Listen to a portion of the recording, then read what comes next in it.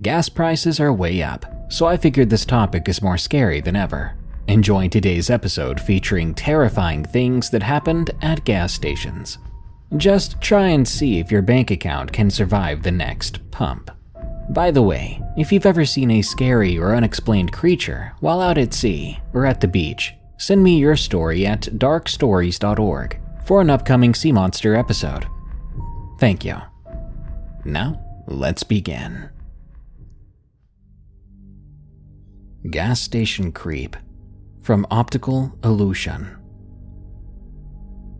I started working part-time at a local gas station convenience store over the summer of 2016 to earn some extra money while attending college.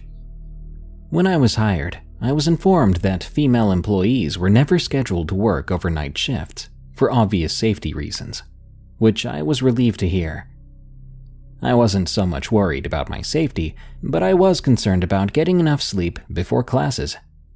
It wasn't long before I found myself dreading the days I had to work, though, as the job turned out to be much more difficult than I'd anticipated. We were always short-staffed, which forced us to constantly multitask between running cash registers, preparing food, keeping eyes on pumps, cleaning, stocking, etc.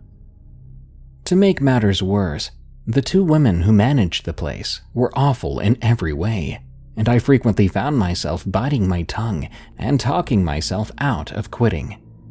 I was especially on edge when they cut our 15-minute break down to 10 minutes, as I never seemed to have enough time to use the restroom and smoke a cigarette fast enough. But it wasn't until several annoying encounters with a regular that I finally started to break.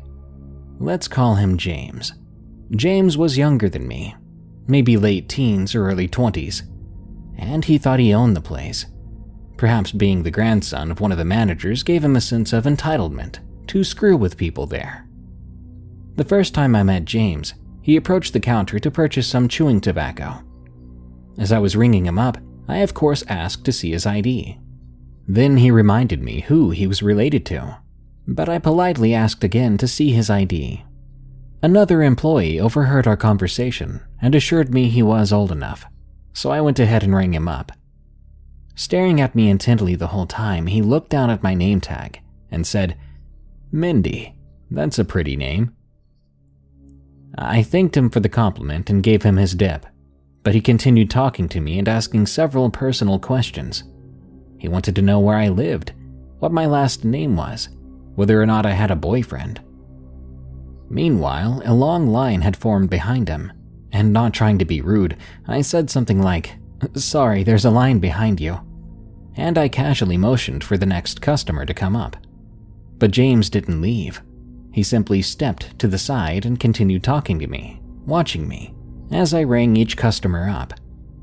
It was immediately uncomfortable and unsettling for me, but I did my best to pretend like I wasn't bothered, even when his persistence escalated, and another coworker told him to leave me alone. James soon began to make more appearances after that. The second time was with his girlfriend and another male friend by his side. Yes, he had a girlfriend, and I was very confused when he began to flirt with me again, this time right in front of her. Oddly enough, she didn't say a word. So I brushed it off and played along, assuming he was just the goof that my coworkers said he was. But when he sat in a booth with his sidekicks at the back of the store, I could still feel his eyes burning a hole right through me. Over time, I grew more suspicious of James. I would witness him do and say countless things to hurt others. I knew that he was annoying, and I'd learned to brush it off as an all-in-good-fun type of humor, like everyone else did. But when I caught him making fun of another coworker to her face, all I could feel was anger towards him. I removed her from the situation by taking her place at the register, as I could tell she was very hurt and embarrassed by his comments. And by doing so, it was apparent to James that I did not approve. He would continue to cruelly harass this girl, and even some of the customers who came in, but trying to make him stop was like scolding a child. I didn't lash out at him though. I just began to ignore him. James then began to play these head games with me while I was working. He would take soda and candy, walk outside without paying for it, and then come back in the store and say that I forgot to ring it up, loud enough for everyone to hear. One night he even filled up his gas tank and took off without paying for it, before returning to say he had forgotten to pay. He knew he'd always get away with it, because Granny was the manager. By this point, it wouldn't have surprised me if he really was stealing gas and food from the store. There was something dark and strange lurking behind his goofball facade, and I avoided him like the plague, though it was nearly impossible to do at times. Then one day, while I was working alone with another coworker, we were very busy with tasks as usual, when lo and behold, James walked in by himself. I muttered under my breath, "Pain in the rear," and I walked straight back into the freezer to finish what I was working on earlier. But James followed me inside the freezer. I didn't realize he was there until he walked right up behind me, asking why I didn't greet him anymore. Startled, I jumped and quickly turned around, grabbing my chest and asking him what the heck he was doing back here. He laughed as I told him I was busy and reminded him that only employees could be in this area. He ignored everything I said. Instead, he proceeded to ask me more personal questions, just like he did the first day I met him. "You never told me where you live," he reminded me. "I'm curious about you. I just want to know. Tell me where you live." He was moving closer and closer to me, literally backing me into the corner of the freezer. "Are you afraid of me, Mindy?" he asked. I tried to push past him, telling him to move, but he kept stepping in front of me, blocking my way, blocking my escape. "Not until you answer me," he said. I started calling out for my coworker, who showed up and gave him heck for being in the freezer. Finally, then, I was able to push past James, and I made my way to the front counter, where I looked at the clock and saw that it was time for me to go home. I gathered my things and punched out as quickly as I could, but James followed me to the parking lot. Quickly, I got into my car, but James had managed to grab the top of my door before I was able to shut it. "Come on, just let me see your ID," he persisted. I repeatedly told him no, before I found myself practically begging him to let go of my door so I could go home. He grinned at me and warned me, "Don't make me follow you, Mindy." Chills ran down my spine, knowing how bold of a person he was and considering the fact that he literally just cornered me in the freezer only minutes ago. I highly expected him to follow through. Threatened by visions of what my drive home might soon look like, I became angry. I looked him dead on before shouting, "Let go of my freaking door and stay away from me." I then grabbed the door handle and ripped the door shut as hard as I could. He tried yanking on the door handle to tear the door open from the outside, but luckily I locked the doors in time. He then began to bang on my window, demanding to see my ID, but I started my car and backed away from him. I turned the wheels and hightailed it out of there. I saw him just standing there, watching me speed off down the road. I was never so glad to finally get away from him, but I was paranoid the whole way home, thinking that he could possibly catch up to me on the road, even though I never saw his vehicle behind me. I would end up quitting my job after this, and I didn't care that my hiring manager was teed off about it. I had enough of everything, and dealing with James was the last straw. I didn't bother explaining anything to my manager, because it was apparent to me that James was probably never held accountable for anything he ever did wrong in his life, and he likely never would be. I never saw him again after that, and I hope I never do either. James was a jerk, a clown, a joker, but he was also borderline psychotic. Gas Station Creeper. From Anonymous. It was the summer of 2010. I was a 16-year-old guy, and my friend Ryan had just hooked me up with a great job at a gas station. The job had all sorts of perks, like getting discounts and getting free soda from the fountain in the gas station. But the only thing that sucked was the location of the station. It was a good 30 minutes outside of the city I lived in the middle of nowhere.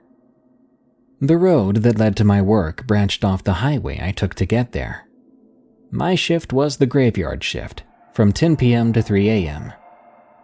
It didn't really bother me, though, because I was a night owl myself, and I usually didn't go to sleep until around 5 a.m.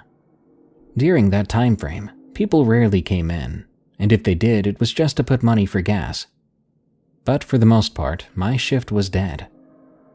I was never scared or worried about the people that came in, until this one day. It was towards the end of my shift, and I had about a half hour left to go until I could finally go home. There were about 5 people coming in during my shift, which meant it was busier than usual. I was sitting at the cash register, scrolling through Instagram, bored out of my mind. By then, an hour had passed since the last customer had come in to buy a soda or gas. I got up to go to the bathroom, because I drank probably around 3 gallons of soda that night. My manager told me I had to lock the doors to the gas station when I went to the bathroom, since I was the only one there at the time. However, I didn't think it was a problem, so this time I decided not to lock them. No one ever really came in, so I didn't find it necessary to lock them. Once I was done and all washed up, I walked out of the bathroom and went back to the register. That's when I noticed a man had entered the store. Immediately, I felt upset with myself, because the one time I didn't lock the door, someone had to come in. He was standing on the other side of the small gas station, looking at the beer. He was swaying from side to side, like he was on a rocking ship. The man was very talkative, and was wearing all black pants and a hoodie with his hood on. His clothes were covered in dirt, as if he had just gotten done rolling around outside. His smell was the worst part, because he smelled like pee and roadkill. The smell covered the whole store. I ended up having to cover my nose with my shirt. I wasn't creeped out just yet or anything, more curious. The creepiness began, though, when he didn't move. He kept standing there, swaying back and forth for 10 minutes, looking at the same beer, facing away from me. I thought he must have been drunk or something, but I doubted that drunk people could stand there that long. After those 10 minutes, I talked to him from the cash register. "Sir?" He didn't say anything, just continued to sway looking at the beer. "Sir, are you going to buy something?" I called again, but he didn't say a word. I was very creeped out at this point, and I didn't know what to do. The next thing I did was one of the dumbest things I've ever done. I decided to try to get him to leave. I walked down the short aisle to him. I tapped him on his back, and I told him that he needed to leave. It came out as more of a whimper because I was scared out of my mind at this point. The second I told him this, he stopped swaying. Slowly, he turned around and looked down at me. The fear I felt then was like none I'd ever felt before. I couldn't breathe. I couldn't move or speak. Once I saw his face, I became petrified. I just stood there, staring at him. His face was covered in dirt, and he looked like he was 100 years old. Blood spilled out of a gash that started at the top left of his forehead and went diagonally across his face. It looked as if he was struck in the face by an axe. His eyes were the worst part. They were milky white, as if he was blind. He just stared at me. I don't know if he was actually blind or only partly, but it felt as if he was looking into my soul. Then he pushed me with more force than I thought he had. I tripped and fell back onto the ground. That's when he pulled out a 10-inch knife, something he had been hiding. The tip was covered in blood. My heart pounded as he loomed over me, like a lion standing over a hurt gazelle. Then the shock wore off, and I began to think more clearly. I pushed down with my hands and was able to push myself back onto my feet. I turned as quickly as I could and ran to the bathroom, slamming the door shut and locking it. The bathroom was a small square white box with graffiti all over the place. The mirror was cracked, which was kind of ironic considering all the bad luck I was having. I reached for my phone in my pocket, but I'd forgotten I'd left it by the register. I saw the shadow of the man outside. Then I heard the tap, tap, tap of what must have been his knife on the door. "Open up," the creeper said from just outside the door. He began to bang on the door then, harder and harder by the second. At that point, I just wanted to sit in a corner and go to sleep, so I didn't have to deal with this anymore. But that's when I remembered there was a window above the toilet. It was one of those small rectangular windows. I got on the toilet and began to open the window. I pushed out the screen, and then I looked back. The man had made a large dent in the side of the door. It was enough that I could see outside of it. I cursed out loud, then squeezed myself through the window head first. I fell on my hands, suddenly feeling a sharp pain jolting up from one of them. I squealed a little. Pushing past the pain, I got up and began to run down the street. I looked back. The man was now running at top speed after me. My adrenaline kicked in. I continued to run down the road as fast as I could. After about 5 minutes, I had to stop to catch my breath. I glanced back. I noticed the psycho was not following me anymore. I continued to walk alongside the road. After walking for God knows how long, the sun began to come up. I was tempted to stick my hand out and hitchhike, but the last thing I wanted to was to interact with another stranger. I was coming up on a rest stop where I saw a police cruiser. I ran right over to it. I told the officer inside everything that had happened. He drove with me back to the gas station to get my phone and to check things out. When we got there, the man was gone. And to this day, from my understanding of it, he has never been found. I quit my job after that incident. Now my greatest fear is for that man to show up at my new night job. I never want to see him again, and I just want to forget about what happened. Close call at the gas station. From Anonymous. I lived in Augusta, Georgia for about 2 years. This experience is the sole reason I left, and I think about it almost every day. I lived with my husband and mother-in-law when his father and sisters came to visit. His parents liked to drink and were way too drunk to get more alcohol. Thus, they asked my husband and I to get more. I resent this more than anything. As you'll soon see, it would have prevented the further events if my husband did not passively agree to his parents' wishes. There was a somewhat shady gas station just up the road where we lived. I'm a year older than him, so I was 21, but he was still 20. I was the one who went to purchase the alcohol. As soon as I entered, alone, I might add, I noticed 4 strange men in dark baggy clothing. And right away they noticed me. They started staring. I'm a reasonably attractive girl, so I figured they were just gawking. I ignored this and went to the back of the store, grabbing a 6-pack of beer. I then brought it to the counter. As I did this, the men were behind me. Some flags went up as I noticed they were practically scanning me with their eyes. I paid for my things and left. I didn't notice the men follow me out. As we pulled back out onto the main road, I saw a car behind us, but I didn't think much of it. We pulled in front of our house and I saw behind me the car. It had parked right behind us. 2 men ran out of the car and in front of us, blocking us getting out of our car. My husband was in the front and I was in the back. They both pointed guns at us. One was pointed at me, the other at my husband. One of the men began to speak. "Give me the pocketbook." It was one of those moments you could not believe was happening. I began to speculate if our lives would end at that moment. Just as I was in a flustered daze, I completely drowned out the man's voice and looked at my husband.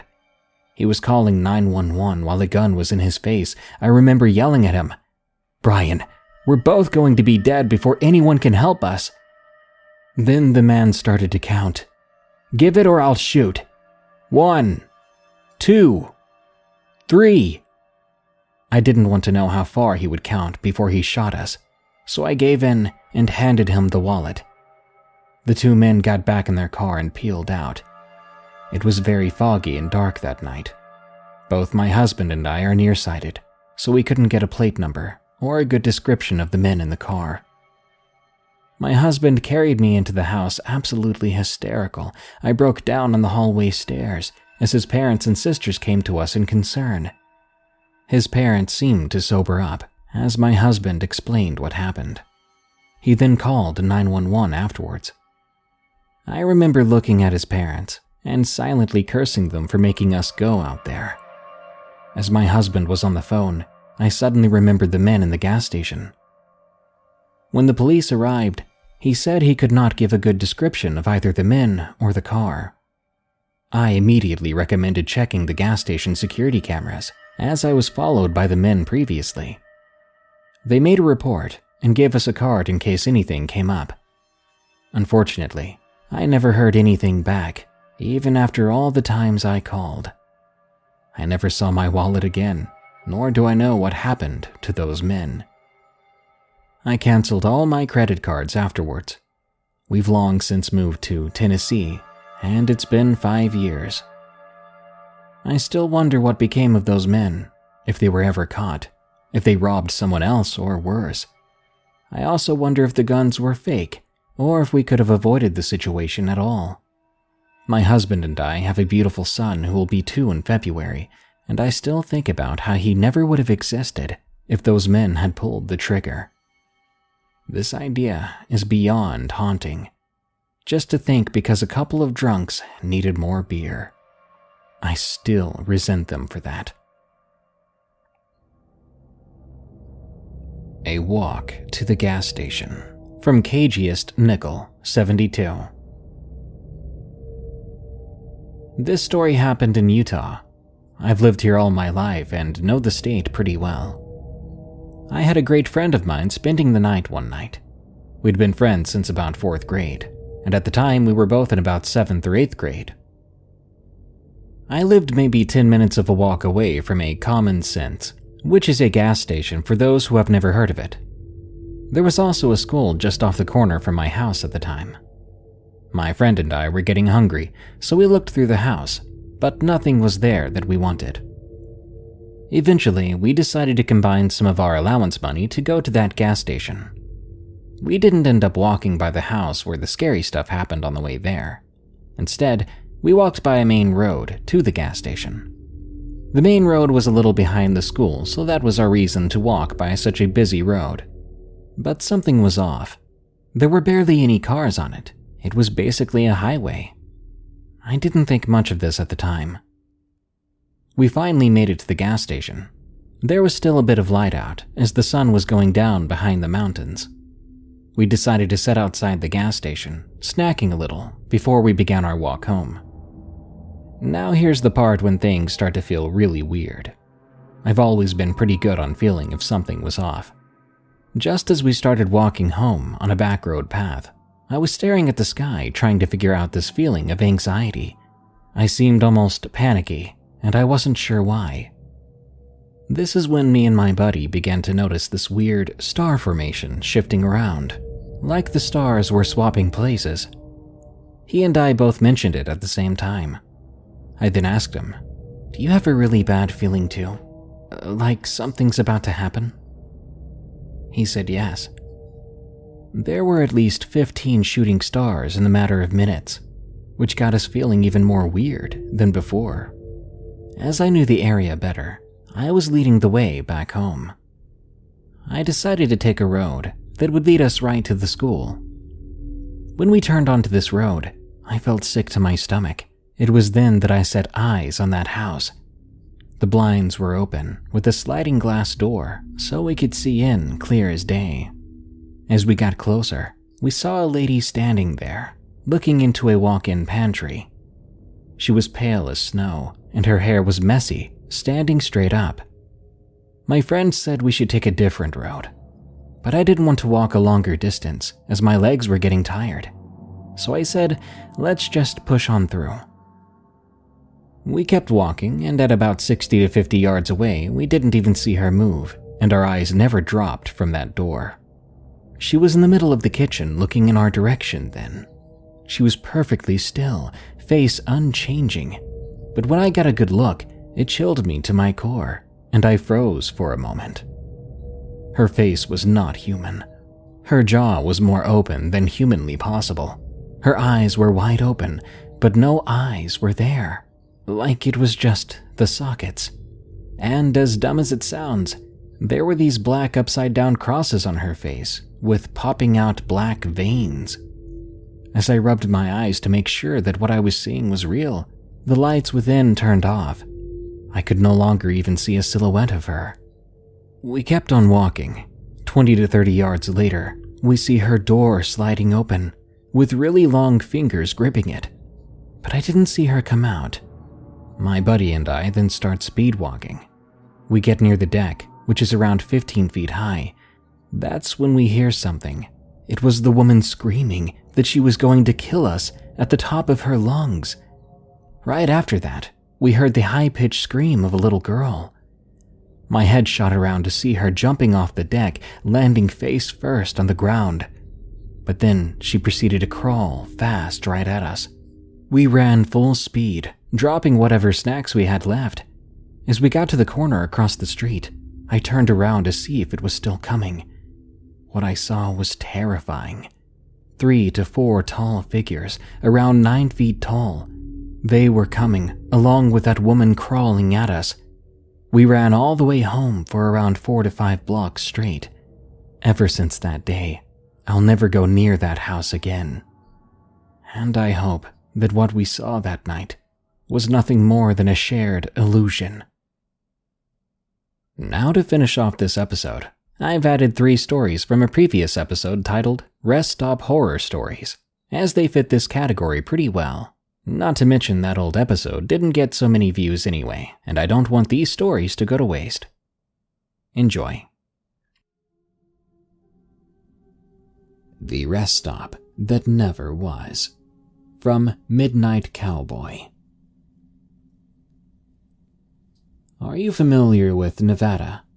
It's one of those less iconic states, due in part to the huge stretches of desert and otherwise barren land between the urban developments. I'm not a resident, but I was traveling through it, returning to my place in Oregon. I was by myself at the time, driving up the US 95. It was around 8 or 9 at night, and it was October, so the sky was almost entirely dark by then. I never had an issue with driving at night. I don't scare too easily, and I enjoyed the peace and quiet. Being as young as I was, I didn't ration my gas too well. I knew the next rest stop must have been 15 or 20 miles down the road, and my tank was nearing empty. That's why I thought it was odd as I saw the lights and architecture of a gas station coming into view.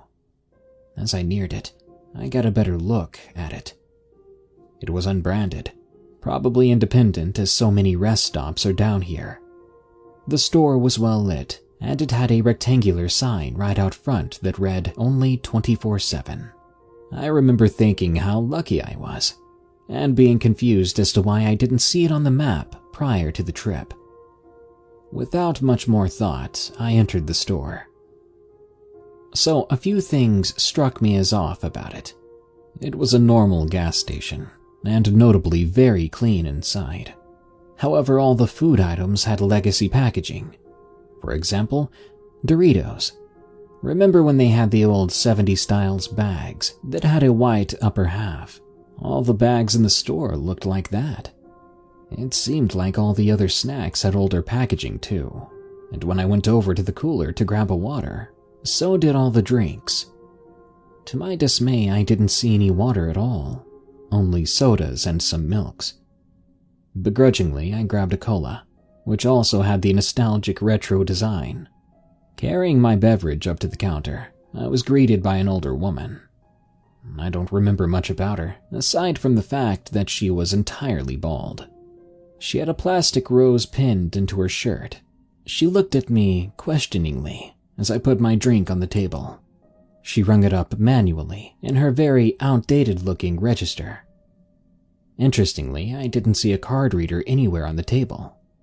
The register then displayed 10 cents, in analog lettering. I was surprised as to how cheap the drink was, but didn't bother questioning her. Opening my wallet, I pulled out a $50 bill before putting it on the counter. "Put the rest on pump 1, please," I said with a smile. She picked up the bill, examining it under the light as if it was fake, before slowly placing it into the register. She said nothing more, only stared, as I picked up my soda and headed back outside. After figuring out the very weird pump design, I was able to fill up my car. I thought she added more than I paid for as the gas poured for a long time. Checking the readout in the car, it said the tank was nearly full, so I stopped pumping despite the gauge indicating I had a lot more gas left. Whatever, I thought. Guess the next person who would stop might get a free fill-up. I turned on my vehicle and pulled back onto the road. I must have been driving for 5 minutes when I randomly glanced back at my tank level. I was somehow empty again. I was confused and figured I must have misread the gas indicator as I was pumping my fuel, so I left, thinking my car was full when it wasn't. I made a U-turn heading back down the road in search of this rest stop I visited. After reaching the area where I thought it'd be, I was puzzled. There were no visible lights anywhere. I turned my high beams on, trying to get a better look around me, and that's when I saw it, revealed by a partially shattered window reflecting my car light back at me. I found the rest stop, or rather, what used to be the rest stop. Directly to my left was the gas station, but it wasn't the gas station I visited. This one was decrepit. The gas pumps were long gone, with only the overhang they were fixated to still remaining. The building itself had visible holes in the foundation, with all the windows smashed, some even missing entirely. The main front windows had wood boarded over them. As I looked at the place, my chest tightened. Something was very wrong here. I parked my car in front of the doors, leaving my lights on and getting out. As I got close, the building looked even worse. It was obviously ancient, and it probably hadn't seen a customer in decades. I approached the door and pulled on the rusted handle. It was locked. I tried the left side and the door slowly opened, with a hair-splitting creak. Instinctively, I reached towards the light panel I remembered seeing on my way out. To my surprise, it was still there, confirming this was, in fact, the same building. Only one light, the one directly above the register, flickered on, with an audible buzzing sound. The single bulb cast a pale yellow around the room. In front of me lay scattered and trampled bags containing some of the snacks I saw before in 1970s-era packaging. The coolers and most of the shelves were gone. The counter, though, was still intact, as was the register. I approached it cautiously, not really knowing what to expect. Under the light, it was obvious a thick layer of dust covered everything, all except for one small item. A scarlet-red plastic rose sat in the exact middle of the counter, oriented so that the flower pointed away from me. I picked it up, realizing it was the same piece the woman working the register had been wearing as an accessory. As I touched it, I was overcome with a very strong feeling. It's hard to explain, but it's like when you listen to a masterfully composed, sad piece of music, and you're overcome with emotion.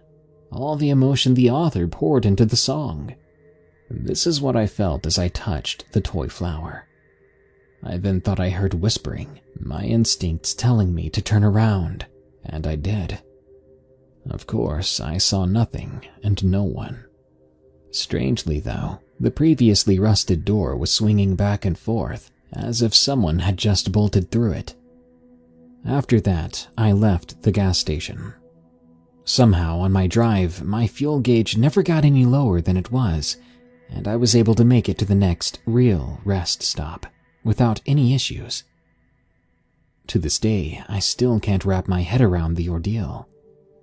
I've never told anyone I know about it. I tried rationalizing it as a dream, but I know for a fact I was awake. It's hard to deny, especially because I still have the plastic rose. I took it from that counter, and I pinned it on my rearview mirror. Looking at it gives me an odd sense of peace or memorial. Again, it's hard to explain. I tried doing some research, but couldn't find any documentation about the strange rest stop online. I doubt I'll ever know for sure what happened, or who that woman was, but I suppose some things are better left to time. Good luck to any nighttime drivers out there, and stay safe. Mr. Watcher, from Delta Quadrant 33. My story begins driving down a long straight road. I'm not going to specify where, for privacy, but I will say it was in the American Midwest. I was nearing where I was supposed to settle for the night. It was a rest stop for rig drivers and such. I knew I could park there to get some sleep in the cabin of my truck. I was still a few miles out when I came across a car. It was in the middle of the lane, and it had all of its doors open, including the trunk. Now, the sun was setting. It wasn't too dark to see, but as I neared the vehicle, I could tell there was nobody in it. It was a real small car, a Mini Cooper, but it was a new year and looked clean. Pulling over, I got out to take a better look. As I thought before, nobody was inside. I could still see quite well into the desert surrounding the road. I took a big look around. I didn't see anyone, so who the heck left their car out here? I debated calling the cops, but decided not to, seeing as whoever the driver was must have been close by. I was getting back into my pickup when I first laid eyes on it. It looked like a scarecrow. Sort of. It was real tall, stocky.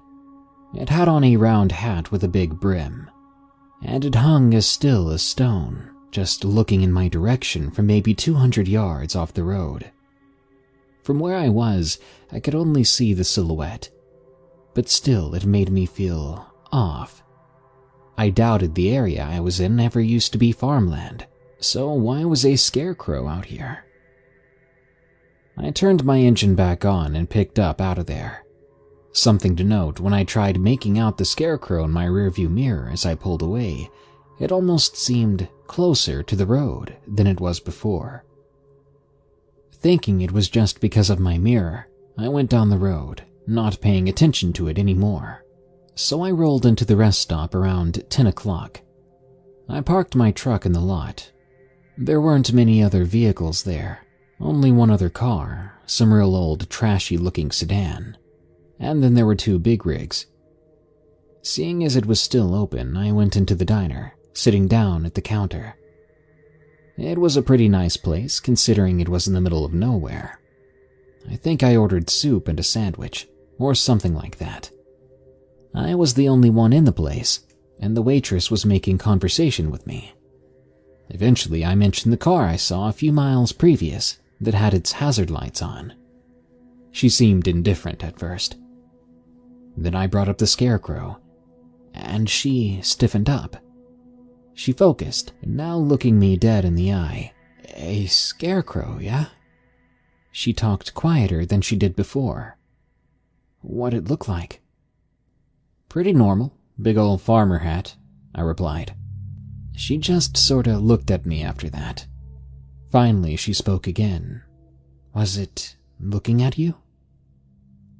I thought for a moment, remembering how the scarecrow was oriented towards me from where I saw it. I mean, yeah, I guess. She looked at me solemnly, before handing me my food and vanishing into the kitchen. I won't lie, I was pretty freaked out by that. I thought about it while I ate. It's not like a scarecrow could have been watching me after all. They're inanimate. But the more I thought, the more scared I got. From where I saw it the first time, it was maybe an easy 25 degrees off axis with the road. But when I saw it next, in my truck's mirror, it was still facing directly towards me. So it must have been almost 45 degrees at that point. It seemed impossible. And I couldn't help but think about the abandoned car, too. It was just unsettling. So I had a little trouble getting to sleep that night. It wasn't noisy or anything, in fact, no other vehicles rolled in at all. Eventually, I managed to drift off, sleeping okay for the most part. I got up around 8 in the morning. After doing my minimal morning routine, I decided to head into the same diner to grab some breakfast. There were more people there than there was before, probably 5 or 6 other customers. When I walked in, it was like a pariah, though. Everyone went quiet, stopping their eating and their conversations to look at me. It was weird as heck, looking around the room and seeing everyone stare back at you. Slowly, I took a seat at the counter. I was 4 stools away from the closest guy, but as soon as I sat down, he grabbed his paper and headed out the door, leaving his partially eaten food on the table. A different waitress from last night came up to me, just staring with her notepad in hand. I asked for scrambled eggs, toast, and coffee, but she didn't say anything. Rather, she just eyed me weird. I did get my food a little while later, and it tasted fine. So I finished up in that awfully quiet diner, leaving a pretty generous tip for the girl considering the service. When I headed out the door, though, I freaked. Directly in front of me, but way back on the other side of the big road, was the Scarecrow. In the daylight, I could make it out well. It was really tall, maybe around 6 or 7 feet. It was made of hay and draped in a black and gray shirt and dark pants. Its hat was real strange. It was nice looking, yeah, obviously expensive, but vintage too, made out of premium leather. I knew it was the same Scarecrow from before because of how big the hat was. I just stared in awe. How the heck did it get there? So I was pretty much done at that rest stop, and the Scarecrow wasn't making me want to stick around any longer. Still eyeing it, I hopped in my truck. To my relief, the engine turned over fine, and I pulled out of the place. Getting back onto the road, I came probably within 20 feet of the Scarecrow. I looked at it, and it just sort of sat there, unsuspectingly. Down the road I went, but guess what I saw 5 minutes later? Another Scarecrow. I took a double take out my window when I saw it coming up, but sure as heck it was really there. I pulled over, getting out of my truck. Where I was, all that was around was desert, yet that Scarecrow stood right in the middle of it, a few yards from the road. I looked at it. It was the exact same one as the one I saw before, with that textured old leather hat, dark clothes, and the same awful height, same thin body. I know what you're thinking. Maybe someone used to own a farm around here. Maybe they used a few of the same-looking Scarecrows. But it wasn't like that. From the orientation of the hat and its pose, I knew it was the exact same one. It was simply too perfect. I approached the thing, trying to rationally sort out what was going on. Its eyes I could see well. They were these thick black buttons, like 3 inches in diameter. Looking at it, though, I began to think how silly it was to be afraid of a Scarecrow. It's not like it could do anything to me, right? I walked up to it. Kind of childlike, I took off its hat, revealing a pointy straw head. I laughed, again cursing myself for being childish. The hat itself was really nice, actually. It had that feeling of vintage leather. I played with it a bit. On the underside, it had a little logo etched into it. It read, Mr. Watcher. Not any brand I'd ever heard of before. Being satisfied with my dissection of the Scarecrow, I went to slap its hat back on. Only I couldn't. Because it was gone. The Scarecrow that was just in front of me a minute ago was now missing. What the heck? I said aloud. I looked around. My truck was still there, everything seemed normal, yeah. So where the heck did the Scarecrow go? Its hat was still in my hands. After that, I decided I'd had enough. I packed it back in my truck, dropping the hat in the seat next to me. I didn't bother trying to explain to myself what happened. I just wanted to leave.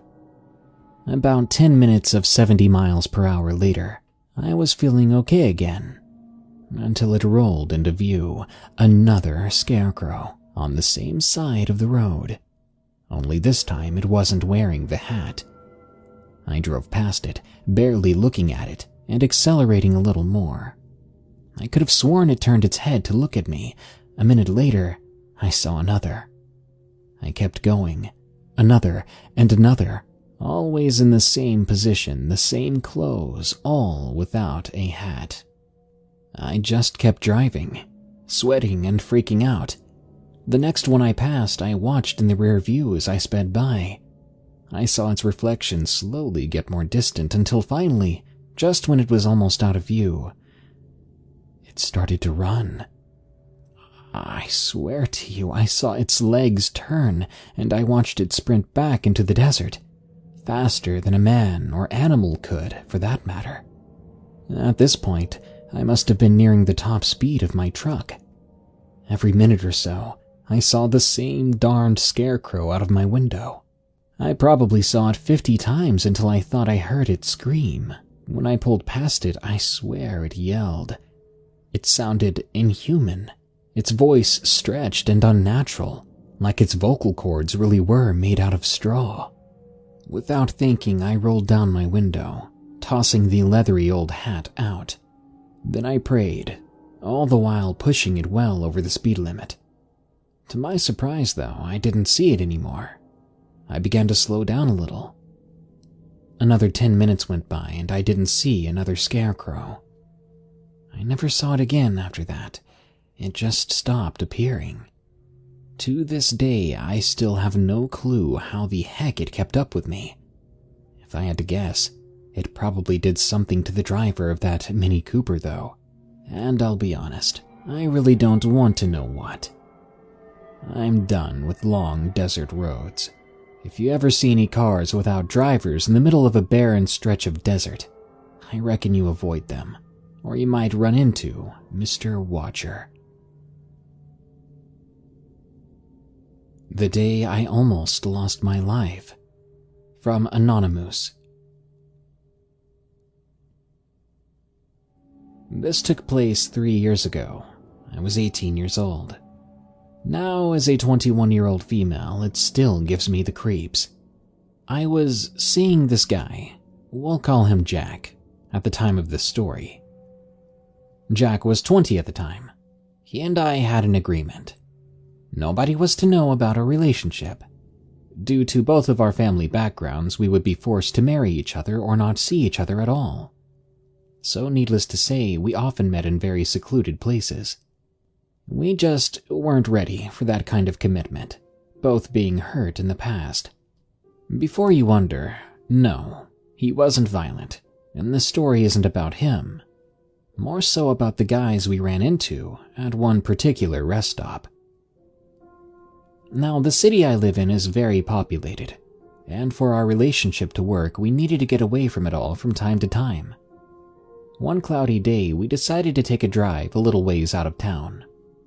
I was supposed to be in classes until 5 in the afternoon, so when he picked me up at 8 a.m., I was excited to think that we had plenty of time to do whatever we wanted.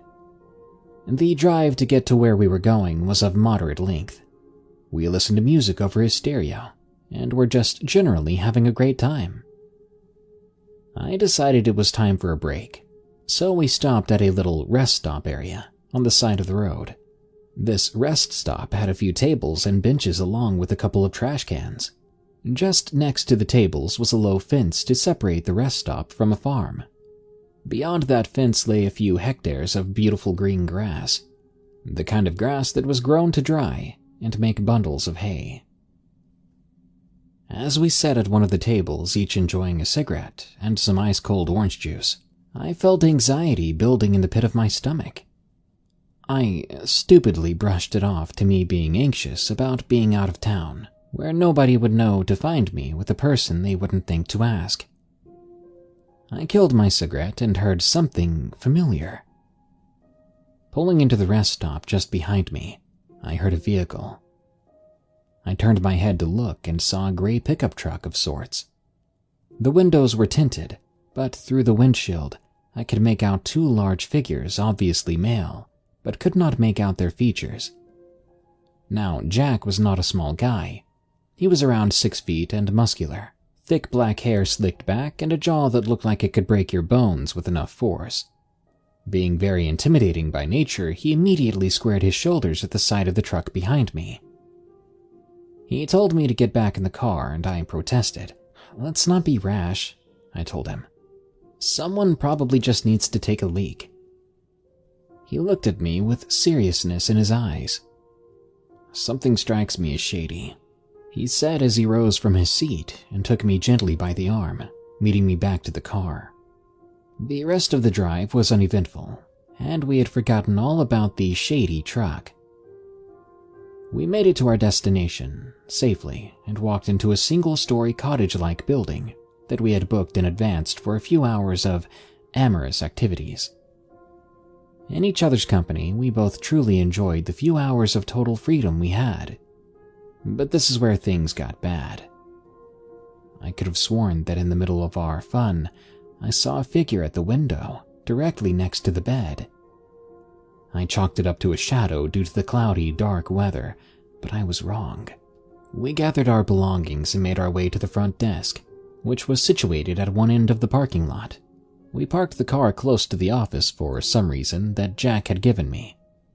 As our backs were turned to the other end of the lot, from the time we stepped out of the cottage, I only noticed the gray pickup when I turned to get into the car from the passenger's side.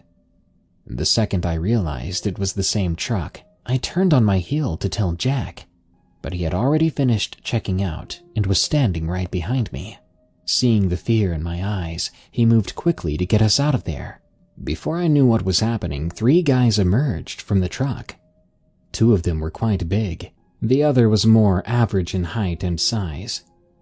They all wore jeans, and I distinctly remember one of the bigger ones wearing a leather jacket. Their eyes, that's what got me trembling. They looked crazed, like they were on something. They walked towards our car quickly. I flung the passenger side door open and practically threw myself inside. Jack did the same, starting the car and putting it into reverse. One of the men proceeded to stand behind the car in an attempt to block our way. I looked over to Jack, who was staring intently at the man in the rearview mirror. I could see how determined he was to get us out of there safely. The other 2 guys were now standing at each of our windows. The one at Jack's window called out, "Hey man, that's a nice piece you got over there. She really knows how to move too. How much for me to take you back to that room over there?" He looked at me then, pointing to the room Jack and I had just left. I was utterly disgusted and whispered under my breath, "Get me out of here, Jack." Jack looked at me and said, "Babe, I don't care even if I have to run one of these suckers over. I'll get you home in one piece." He revved up the engine as a warning before lowering the emergency brake and backing up slowly to show the guy behind the car that he was not messing around. The guy at my window reached behind his back and pulled out a Magnum .357 revolver. He then pointed it directly at me. "Get out of the car," he growled at me. I saw the nope on Jack's face and he edged the car backward, causing the guy behind us to jump to the side and out of the way. We then floored it out of there. I heard 2 shots coming from behind us as we screeched the heck out of the parking lot. I was bent over, holding my head down out of complete and utter terror. I stayed in that position for a good 5 minutes of fast driving. Jack made the smart decision to take some side roads in order to lose the creeps. Luckily for us, we knew the area better than they did. After a couple of turns, we were safe. I sat up, and finally the magnitude of the situation dawned on me. It was then that I began to bawl my eyes out. I got home safely, but sadly, I could never share the story with my loved ones, as Jack and I were never meant to be together. I think about this a lot. I don't know what those guys had in mind, and I don't think I'd ever like to find out. But I would like to remind everyone to be safe and always be aware of your surroundings. It doesn't hurt to be cautious.